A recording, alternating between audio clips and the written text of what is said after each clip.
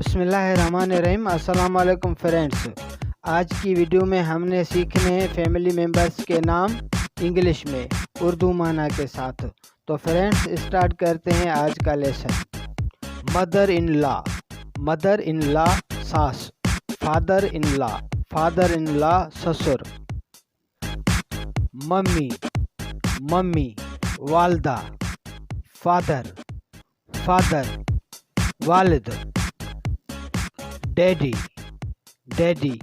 वालिद, पेरेंट वालदेन, वालदेन, चिल्ड्रेन बच्चे, सन बेटा, डॉटर बेटी, ब्रदर भाई, ग्रैंडमदर दादी, ग्रैंडफादर दादा, ग्रैंडपेरेंट्स दादा दादी,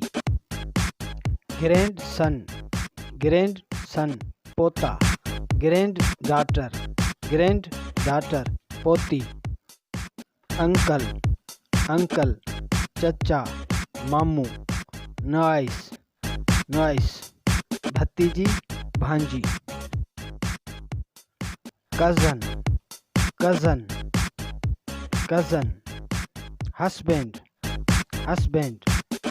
शोहर वाइफ बीवी, सिस्टर इन लॉ साली भाभी, पार्टनर साथी, फियांसी मंगेतर। तो फ्रेंड्स ये था हमारा आज का लेसन। मज़ीद लेसन्स के लिए हमारे चैनल को सब्सक्राइब कीजिएगा। आपसे मिलेंगे नेक्स्ट वीडियो में। तब तक के लिए take care and good bye.